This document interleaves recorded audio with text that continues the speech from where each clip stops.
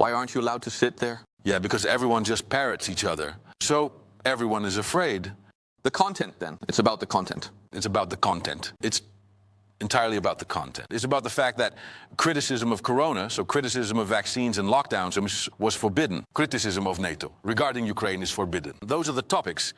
And you can see it's not just about me, but because you don't see anyone else with those viewpoints either. I heard that point in that interview as well. But this is exactly what I find so interesting, because you say it's about the content. That I question the fundamental narratives when it comes to all those major topics, and that I am the only one, as you say, as Forum for Democracy, who has a different opinion about them.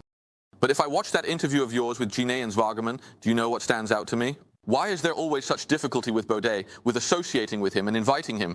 They don't say at all that it's about the content. They keep talking about the packaging, about a statement from a few years ago. That's interesting. They say it's not about the content. It's about how he phrases things. And then I want to know from you, who is actually right? Thierry Baudet or them? Yes, because they say something different. Yes, that's right, but that's a psychological mechanism to explain to themselves why they're afraid. So the reason is actually about the content. But of course you can't say that. Because the moment you say, this is a taboo, then it's no longer a taboo. So the nature of a taboo is that it can't be spoken of as a taboo. So another reason has to be found. An excuse for why there supposedly isn't a taboo. Are you saying they're just talking about the form? Are you saying then that those people who interviewed you, Janie Zwageman and Van Veldhuizen, that they're not being sincere because they didn't tell this story? I think what you see in those interviews is that in terms of content, they actually agree with me quite a bit. They are sincere. It's just that they're subject to a psychological mechanism that sees itself as a victim. No, they're simply part of a sociological process in which people have to justify the group to themselves.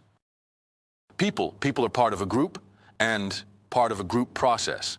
And they have to legitimize to themselves why they belong to that group. Because their self-image is that they are very autonomous, very individual, and think independently, and so on. And then they come to the conclusion that, in fact, they have a different opinion than the group.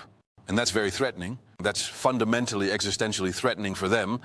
And so they look for an excuse to still be able to belong to the group. And so they drag in all sorts of things by the hair. Well, you could make useful accusations about that. I heard on the one hand a conscious process and an unconscious process. It would be convenient for that person if they unconsciously became a victim of a kind of groupthink and unconsciously have to look for excuses. In doing so, you're actually taking them quite seriously. Yes, of course. We all are. After all, we are psychological beings, aren't we? Humans, people have a psychological reflex to these kinds of things. And I think, look, I would much rather have Wilfried Genet and Marielle Zwageman, because at least I can have a discussion with them. And then you can also try to gradually convince them and bring them along in that. So I'm happy about that. I'm not trying to criticize them here or say anything unkind, but I think that's the psychological mechanism behind why they always start talking about tone and those kinds of side issues. How can you break through that? Because by continuing to put it on the agenda and not being rigid about it at all. I don't find it difficult at all to admit that I could have said some things better or differently. So by doing that, you also remove the excuse and maybe open the way for a substantive discussion.